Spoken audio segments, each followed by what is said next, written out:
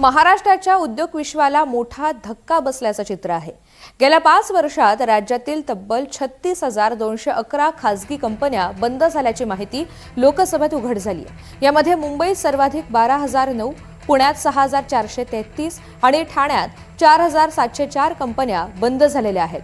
व्यवसाय सेवा, उत्पादन आणि व्यापार क्षेत्रातील कंपन्यांचं प्रमाण सर्वाधिक आहे। या आकडेवारीवरून विरोधकांनी रोजगार, उद्योग आणि पायाभूत सुविधांच्या प्रश्नांवर सरकारवरती जोरदार टीका केली आहे।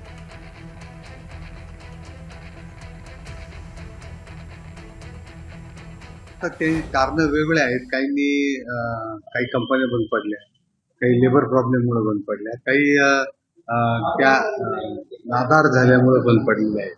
असे वेगवेगळे कारण आहेत।